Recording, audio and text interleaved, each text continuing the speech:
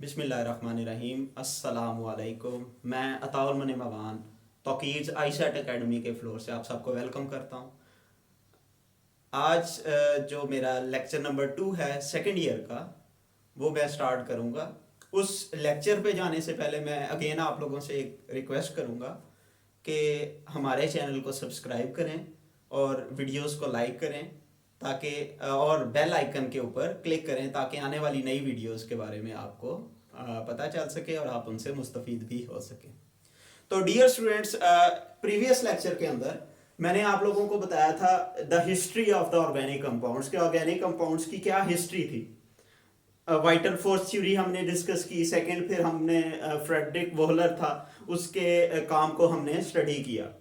तो स्टूडेंट, हमारा जो लेक्चर नंबर 2 है, इसके अंदर हम जो है वो कुछ चीज़ें डिस्कस करेंगे ऑर्गेनिक केमिस्ट्री के बारे में, ठीक है। जिसके अंदर हम सबसे पहले उसकी मॉडर्न डेफिनेशन पढ़ेंगे कि पहले उसकी क्या डेफिनेशन थी और आजकल जो डेफिनेशन है वो क्या है।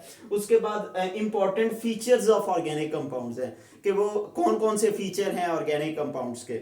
सबसे पहले अगर बात की जाए, हम ऑर्गेनिक केमिस्ट्री की बात करते हैं, तो normally organic chemistry is that branch of chemistry which deal with the study of carbon containing compounds. It form bonds with other elements also, जिसके अंदर हमारे पास है कार्बन का ऑक्सीजन के साथ बॉन्ड है, नाइट्रोजन है, सल्फर है, हाइड्रोजन है, इन सब के साथ कार्बन जो है वो बॉन्ड बना सकता है। लेकिन इस डेफिनेशन के अंदर जब हम जाते हैं तो बहुत ज़्यादा मसाइल जो थे वो हुए, जिसकी वजह से जब स्टडी की गई, मॉडर्न कंसेप्ट के ऊपर स्टडी की गई, तो आजकल जो मॉडर्न डेफिनेशन है ऑर्गेनिक केमिस्ट्री की वो ये है।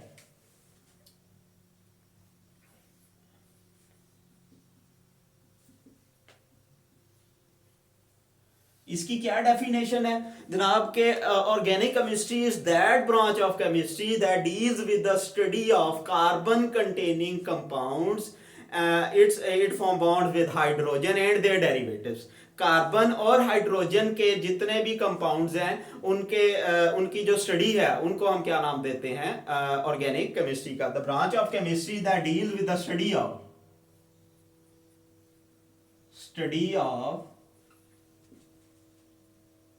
compounds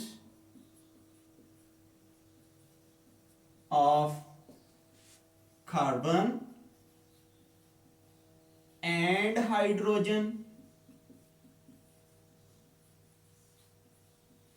and their derivatives.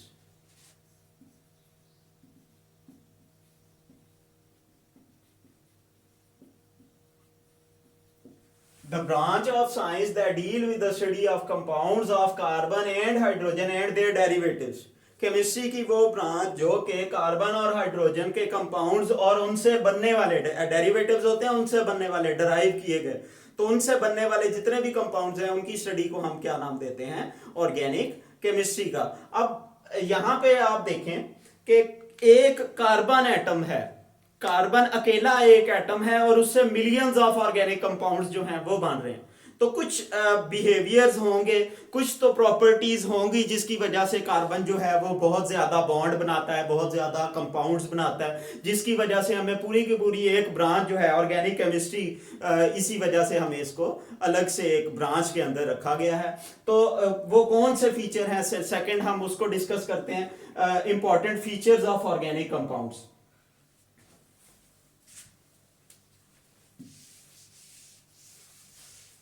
Features के अंदर जैसा मैंने यहां पे लिखा हुआ है कि कार्बन एटम की पैक्युलर नेचर होती है।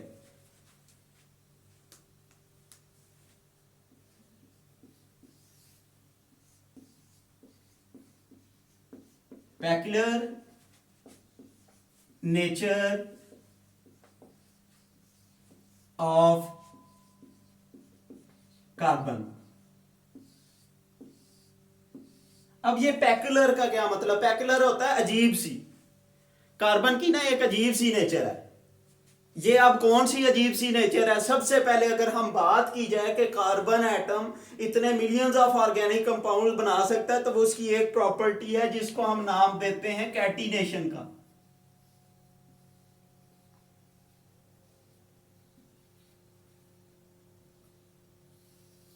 आप लोगों ने कैटिनेशन 10th के अंदर भी पढ़ा होगा, चैप्टर नंबर 3 के अंदर। तो यहां पे भी दोबारा से इसको थोड़ा सा इंट्रोड्यूस करवा दें कि ये कैटिनेशन एक्चुअली होती क्या है। Catenation is the self-linking ability of carbon atom with other carbon atoms to form long rings and chains।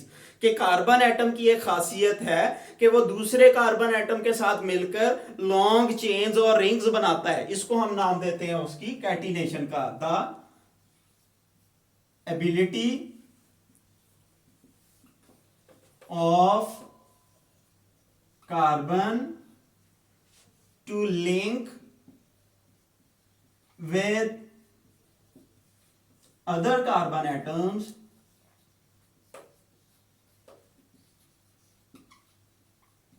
to form long chains and rings।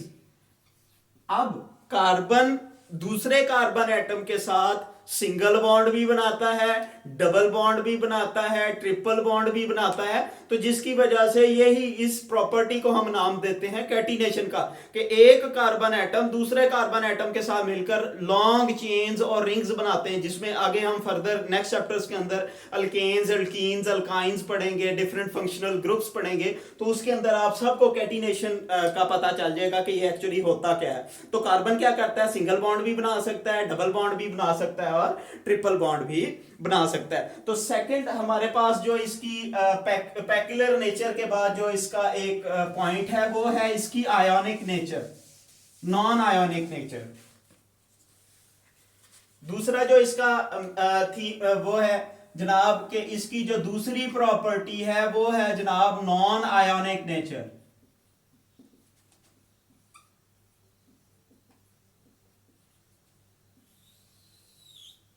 हम प्रीवियस क्लासेस के अंदर भी क्लास 9th के अंदर भी हमने पढ़ा था कि आयोनिक बॉन्ड कब बनते हैं, कोवलेंट बॉन्ड्स कब बनते हैं, और ये non polar polar covalent bonds कब बनते हैं।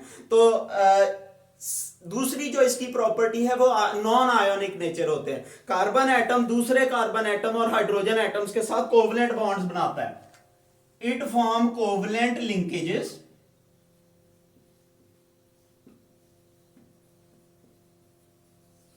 कोवलेंट लिंकेजेस क्यों, म्यूचुअल शेयरिंग करता है इलेक्ट्रॉन। इसका ना आखिरी शेल हाफ फिल्ड होता है, 4 इलेक्ट्रॉन्स होते हैं इसके आखिरी शेल में, और इसका जो आखिरी शेल है उसमें 4 इलेक्ट्रॉन्स इसको चाहिए होते हैं अपना ऑक्टेट कंप्लीट करने के लिए। तो ये क्या करता है, कोवलेंट बॉन्ड्स बनाता है दूसरे कार्बन एटम के साथ या हाइड्रोजन एटम के साथ मिलकर। तो कोवलेंट लिंकेजेस की वजह से इसका जो बॉन्ड बनता है वो नॉन आयोनिक बॉन्ड बनते हैं।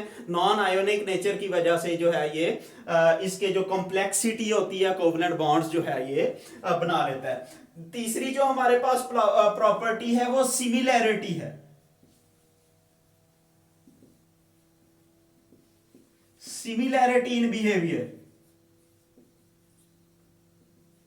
ऑर्गेनिक कंपाउंड्स जो हैं वो उनकी वो जो बिहेवियर शो करते हैं वो सिमिलर शो करते हैं, जिसकी वजह से हमने इसको डिफरेंट होमोलोगस सीरीज के अंदर डिवाइड किया हुआ है। होमोलोगस सीरीज में हमारे पास जितने फंक्शनल ग्रुप्स हैं वो आ जाएंगे। मतलब एक फंक्शनल ग्रुप है उसमें मिलियंस ऑफ ऑर्गेनिक कंपाउंड। अब मिलियंस की तादाद में, करोड़ों की तादाद में ऑर्गेनिक कंपाउंड है, लेकिन हम उनको उनकी फीचर्स की बुनियाद पर, हम उनको उनकी कैरेक्टरिस्टिक्स की बुनियाद पर हम एक ही ब्रांच के अंदर फिर रख देते हैं, एक ही कैटेगरी के अंदर रख देते हैं, और हर उस कैटेगरी को एक होमोलोगस सीरीज का नाम दिया जाता है। जैसे अल्केन्स हैं, अल्कीन्स हैं, अल्काइंस हैं, उनके अंदर उनकी सारे मेथड्स ऑफ प्रिपरेशन सेम होते हैं, उनके केमिकल रिएक्शन सेम होते हैं, उनकी केमिकल जो प्रॉपर्टीज हैं वो सेम होती हैं। तो ये सारा का सारा इस वजह से भी ऑर्गेनिक कंपाउंड हमारे पास मिलियंस की तादाद में जो है वो पाए जाते हैं। दूसरा क्या है जनाब, कॉम्प्लेक्सिटी है। ऑर्गेनिक कंपाउंड कॉम्प्लेक्स फॉर्म में होते हैं। कॉम्प्लेक्स होते हैं, जैसे आप चले जाएं, कार्बोहाइड्रेट्स, प्रोटीन्स हैं, लिपिड्स हैं, इवन के विटामिन्स हैं, ये सारे के सारे ऑर्गेनिक कंपाउंड्स हैं। और ऑर्गेनिक कंपाउंड्स जो उनसे होते हैं ना, वो सिंपलर से कॉम्प्लेक्स, सिंपल भी हमारे पास होते हैं लेकिन सिंपल साथ में कैटिनेशन शो करके वो बहुत ज्यादा कॉम्प्लेक्स ऑर्गेनिक कंपाउंड बनाते हैं, जिसकी वजह से ये हमारे पास जो है दे आर कॉम्प्लेक्स फॉर्म में होते हैं। क्यों होते हैं? क्योंकि ये डिफरेंट प्रॉपर्टीज शो करते हैं, सिंपलर से कॉम्प्लेक्स होते हैं हमारे पास। उसके बाद अगर बात की जाए सबसे इंपॉर्टेंट, बहुत इंपॉर्टेंट इसकी एक प्रॉपर्टी है, वो है जनाब आइसोमरिज्म। कैटिनेशन के साथ साथ कार्बन कंटेनिंग कंपाउंड जो है वो आइसोमरिज्म शो करते हैं। What is this isomerism? Iso means same, merism means structure.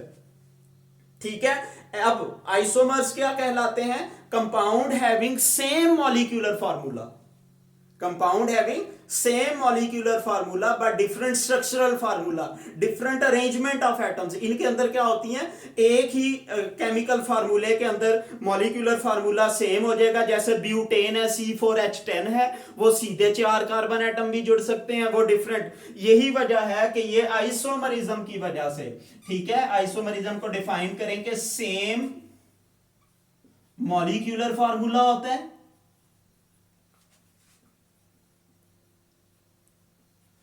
और सेकंड इसमें क्या है? डिफरेंट अरेंजमेंट ऑफ एटम या डिफरेंट स्ट्रक्चरल फार्मूला।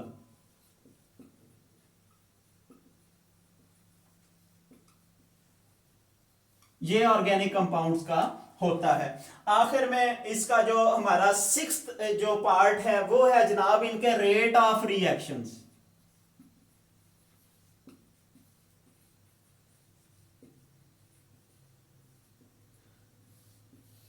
अक्सर आप लोगों ने देखा होगा कि जितने भी ऑर्गेनिक रिएक्शंस होते हैं वो स्लो होते हैं, वो इतने फास्ट नहीं होते। इसकी एग्जांपल मैं अपने स्टमक के अंदर पेप्सिन एक एंजाइम है उसकी एग्जांपल देता हूं कि अब सारी चीजें हैं हम खा लेते हैं, वो हमारे कार्बोहाइड्रेट्स हैं, प्रोटीन्स हैं, लिपिड्स हैं हमारे स्टमक के अंदर के, वहां पे एंजाइम्स होती हैं जो कि उस प्रोसेस को कैटालिस्ट के तौर पर एक्ट करती हैं, जो उसको बढ़ा देती हैं उसके केमिकल रिएक्शन के रेट को। तो जनरली जो इनका केमिकल रिएक्शन का रेट होता है वो स्लो होता है,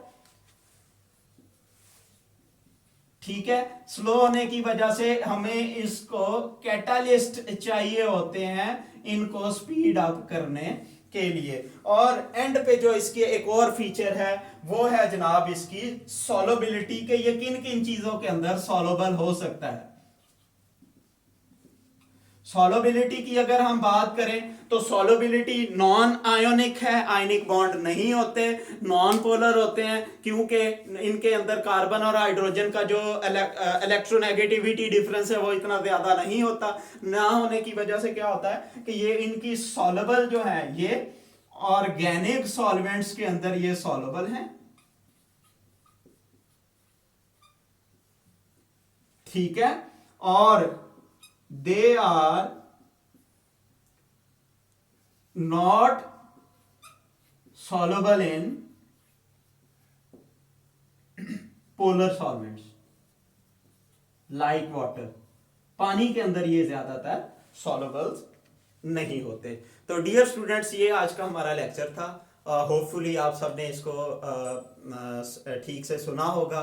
फिर भी इस लेक्चर के बारे में अगर आप लोगों की कोई क्वेरीज हैं तो वो आप लोग हमें कमेंट सेक्शन के अंदर जो है वो बता सकते हैं। Thank you for watching my video. अल्लाह हाफिज़।